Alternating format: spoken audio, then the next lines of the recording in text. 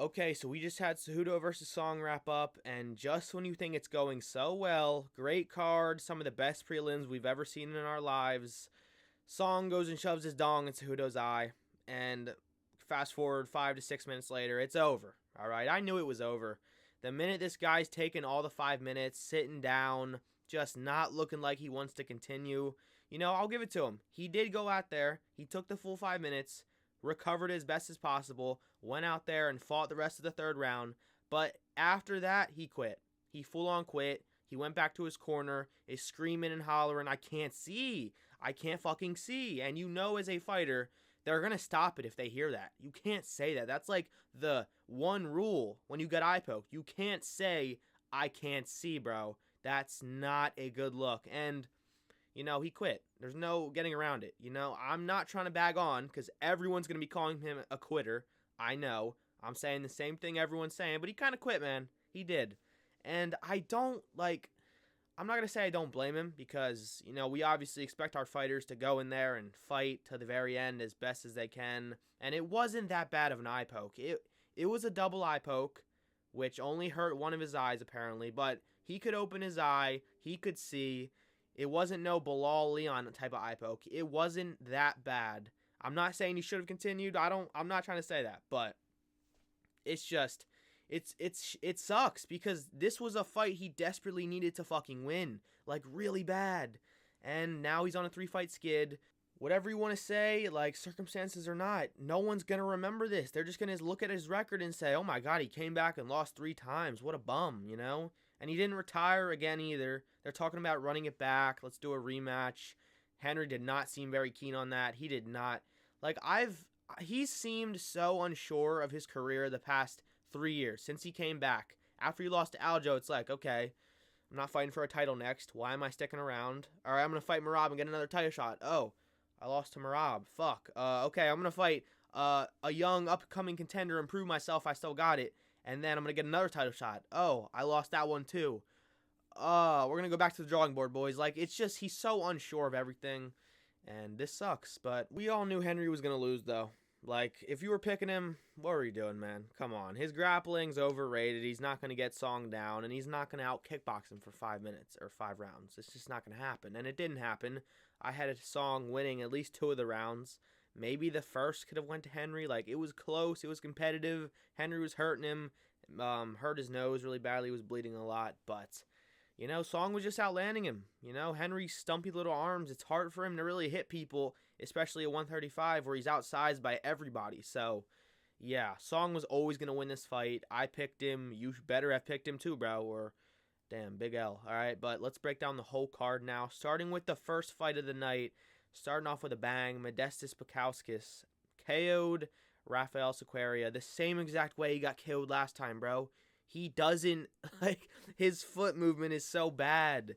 I don't know what he's doing or thinking. He goes up against the cage when he's hurt and just puts his guard up and just punches get through still. They just get through anyway through his guard. He's getting rocked 10 times in a row, just like he did against Ibo Aslan. Gets KO'd stiff this time, though. Put out 2 times in a row. Great performance from Modestas Bukauskas. Not much to say here. It was the first round, I think. Yeah, it was the first round. Very fun KO. I knew Modestas was going to win. He just way more tested, way better levels of competition he's been fighting. Just, he's bigger. I don't know if Rafael's going to be around much longer, man, because now he's on a 2-fight skid, getting KO'd brutally back-to-back. Not the best look, but, good luck to the kid. Okay, and then we had another KO. You're going to hear this a lot, man. It was kind of like a 5 KO back-to-back streak. It was crazy.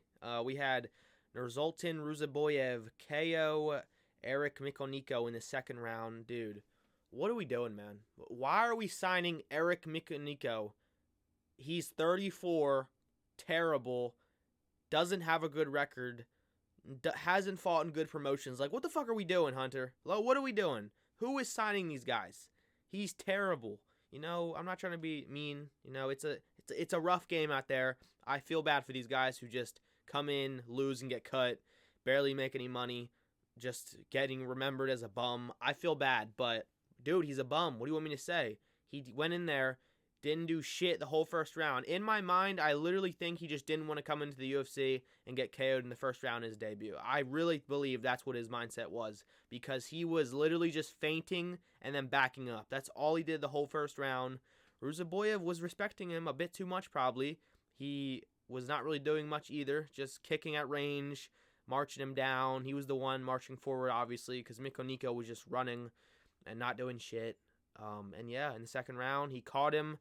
Barely looked like he tapped him, and then he stumbles and falls across the octagon to the ground, and then some ground and pound later, it's over. All right, good performance by Ruziboyev, but in reality, he should have did it in the first round. This guy sucks, and this is exactly what he was supposed to do.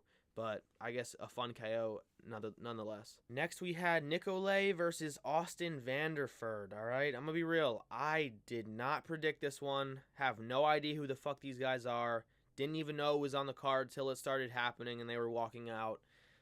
Yeah, it was like a fun fight. It was some grappling and then some ground and pound. There was almost a submission in the first round, and then I think in the second, Austin, I think it was Austin. I don't fucking know, man. I forget. This fight was, it's hard to pay attention and care when they're two nobodies, you know. But Austin got the KO ground and pound finish. It was a good stoppage. And then the only real memorable part about this fight for me was at the end, Nicolay comes to him and pushes him out of frustration of losing, I guess. I don't really know, but he came back, pushed him, and then Austin pushes him back. He'll probably be cut for that. Dude, you already got finished. What are you trying to get knocked out again? Come on, man. It was entertaining though, so it was funny. Good finish, good fight, I guess. Okay, next we had Ricky Simon KO Javid Basharat. Fuck yes, we are so back. Okay, oh, it feels good to pick the underdogs right. I did very good on this card, but picks, by the way, I went like 10-2. Yeah, like 10-2, pretty good. This was a pretty easy card to predict in my opinion though. Like a lot of the fights went exactly how I thought they would go. A few differences, and I thought Ricky would sub him. I thought he would sub him. He KO'd him. Just a nasty, he just threw the one out there, touched his face, and that was just to disrupt the guard, and then threw the other. I think it was a right hand. Just nasty 1-2, boom. He was out, looking up at the stars, as you can see on the screen. Very good finish by Ricky Simon. He's so back, okay? I knew he would, though. Javid Basharat, the Basharat bros, they ain't all that, all right? They ain't all that. Ricky Simon with his blonde hair. The blonde hair strat only worked for one person on this card. Didn't work for the co-main event so well. You know, rip.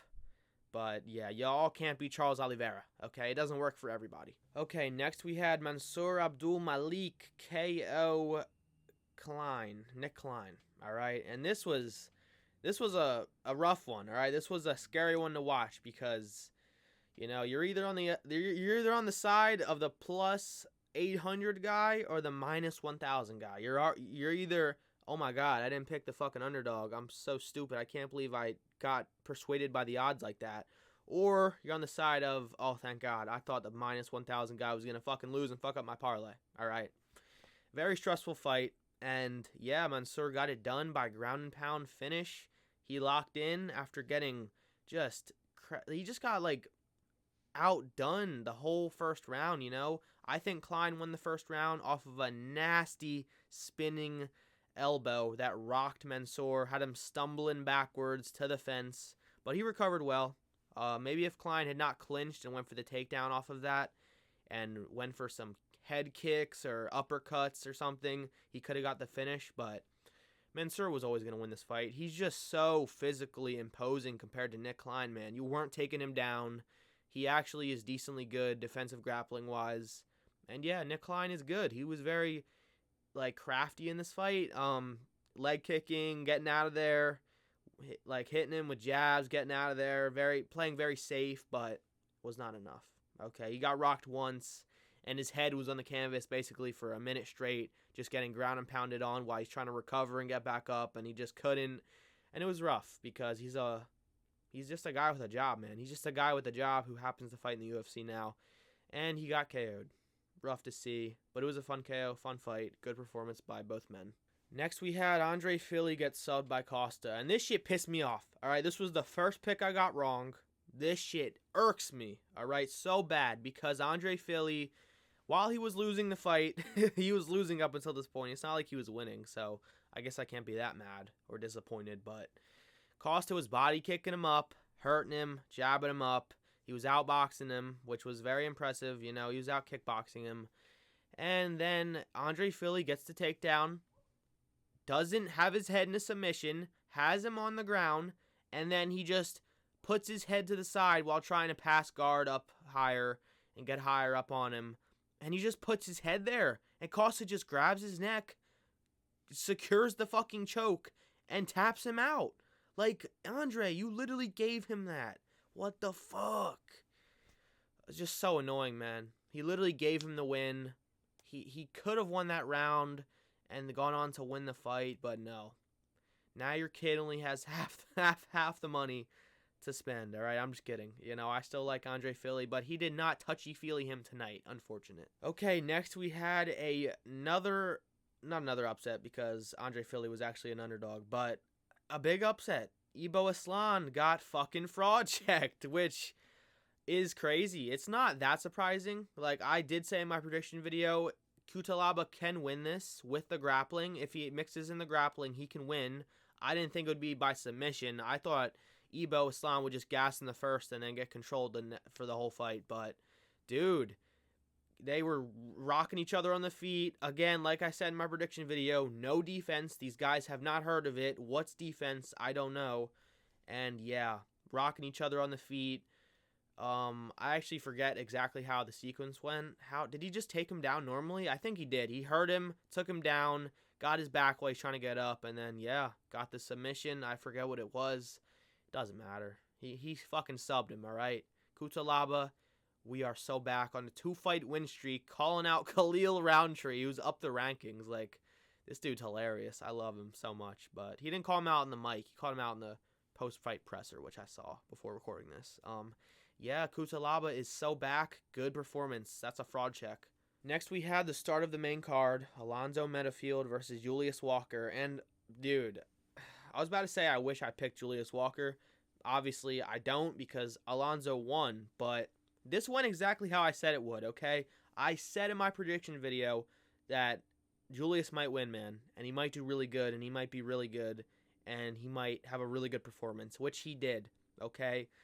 I'm not exactly sure on the rounds he won, but he had to have won at least one of them, man. Like, I know he won at least one of them, clearly. I forget. Very competitive fight, but, dude, these fuckers both gassed in the first round. Like, Alonzo is so shit sometimes, man. I said this. He's kind of bad. You know, he's so buff, so bulky. Just gassed. All that muscle just gassed him in the first round, which has happened before. I'm not surprised, but it was on short notice for both guys, so it's not that bad of a look, I guess, but yeah, Julius Walker has a very impressive performance against a guy in the rankings on his debut. So I don't know why he got Alonzo in his debut. Very weird, very impressive that he did this well and didn't get finished. But this fight kind of sucked. It was just two gassed guys trying to survive the rest of the fight. They were so tired towards the end. There was just eye poke after groin shot, just injury happening. Yeah, not the best fight. It went to decision. Yeah, Alonzo got it. I thought he won, I guess. I don't know. Honestly, I don't fucking care. Let's move on. Okay, next we had Gene Silva get a nasty KO over Meslik or Meslik. I don't fucking know. Dude, Gene Silva is so fucking autistic. Like, this dude, bro. What's with the barking, man? I love it, but what is up with it? He picked up his wife. He's gonna go home and fuck the shit out of her, okay? You just know. But, dude, Gene Silva, he's literally the embodiment of testosterone. He's crazy. He's so fucking funny. I love him, man. I was someone who was saying in my prediction video, I think he's a bit overrated. Like, I don't think he's a guaranteed world champion type of level contender, but he's very good, man. That whole first round, I think the KO was in the first round, yeah. The whole first round up until the KO, he was just downloading. He was just marching forward, landing decent shots. It was pretty competitive. Like, Meslik was landing too. But he is an... Dude, Silva has an iron fucking chin.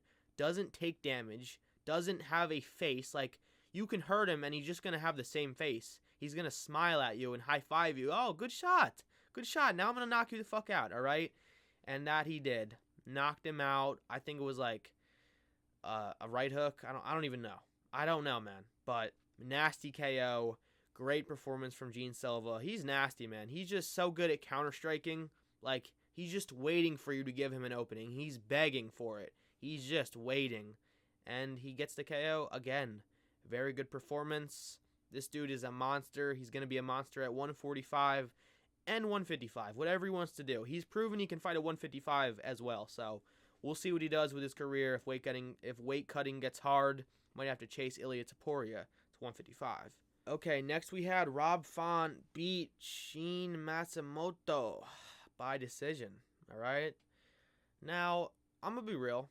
I'm not going to really say who I thought deserved this decision because I don't know. It was very close. I thought when they were reading the scorecards that Rob Font deserved to win. I thought he landed the more damaging shots. Like overall, throughout the whole fight, I just remember seeing him land the more devastating and cleaner shots. But if you actually go score it round for round, Matsumoto was the only one getting the takedowns. He was landing ground and pound with the takedowns, but Rob Font was getting up from every single one. He was outboxing him a lot, so very close fight, very fun fight. Rob Font beats another contender. He beats another undefeated contender. Crazy, man. Like, Rob Font, he must be stopped. How does he keep doing this? But yeah, I picked him, so I'm happy. I thought he would win, and he did.